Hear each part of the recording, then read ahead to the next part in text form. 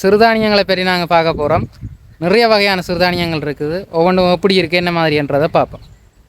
எப்படி என்று வேறங்கோ ஒவ்வொரு கட்டுகளும் என்ன சொல்கிறது, அடியில் இருந்து இத்தனை தூர்கள் வெடிச்சு இவ்வளோ தூரம் ஆக்கள் எழும்பிரிக்கிற வேண்டு அந்த மாதிரி தான் இருக்கிறேன். தேனீக்கள் கொண்டாட்டங்கள் ஒட்டே தேனி தேனி முழுக்க முழுக்க தேனி தான். அதே மாதிரி இந்த சிறுதானியங்கள் எவ்வளவு சூழலுக்கு நன்மை செய்யுது.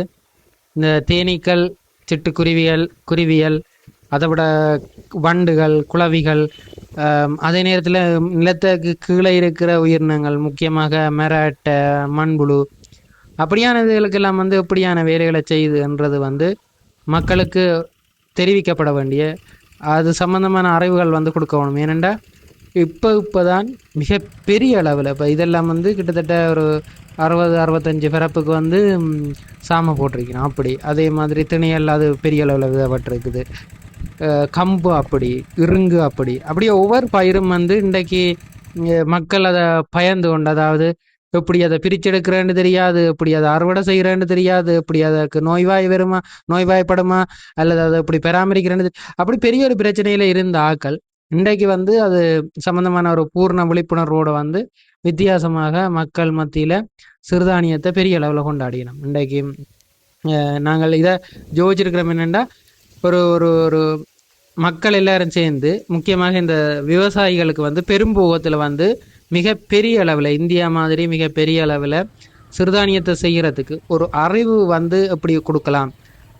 இப்போ சிறுதானியம் செய்த இடங்களுக்கு எப்படி ஆக்களை கூட்டி கொண்டு போய் அது சம்பந்தமாக எப்படியான பயிற்சியில் கொடுக்கலாம்.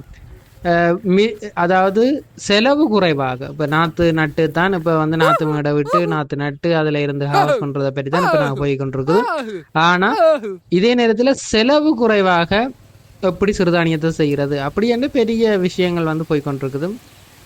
இன்னும் ஒரு சில நாட்களில் நாங்கள் யோசிச்சிருக்கிறோம், ஃபார்மர்ஸ் எல்லாரையும் கூப்பிட்டு அவங்களுக்கு ஒரு ஒரு கலந்துரையாடல் அல்லது அனுபவ பகிர்வு, அப்படி இப்போ இருக்கிற சக்ஸஸாக சிறுதானியங்களை செய்து கொண்டிருக்கிற ஆக்களை கொண்டு வச்சு அந்த ஃபார்மர்ஸுக்கு புதுசாக செய்ய விரும்புகிற ஆக்களுக்கு நாங்கள் கொடுக்கறதுக்கு யோசிச்சு கொண்டிருக்கோம். அது ஏனென்றா எல்லா தெரசு நிலங்களையும் விளைநிலமாக்குற ஒரு எண்ணம் தான்.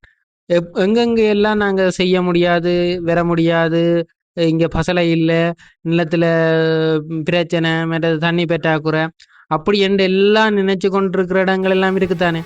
அந்த இடங்கள்ல எப்படியெல்லாம் நாங்கள் விவசாயம் செய்யலாம், அது சிறுதானியத்தை எப்படி செய்யலாம், அதுக்கான சந்தை வாய்ப்பு எப்படி இருக்குது, சந்தைப்படுத்தல் நுட்பங்கள் என்ன, எங்கெங்கே எல்லாம் அதுக்கான கேள்வி இருக்குது, அப்படி என்ற ஒரு பெரிய ஒரு விஷயத்தை மக்கள் மத்தியில் கொண்டு போய் சேர்க்கறதுக்கான ஒரு முதற்படி தான் இது. படிப்படியாக வடக்கு மாகாணம், கிழக்கு மாகாணங்களில் தொடர்ச்சியாக நடைபெறத்துக்கு இருக்குது. அதுக்கு மக்களின் விவசாயின்ற ஆதரவு தான் தேவை. நன்றி.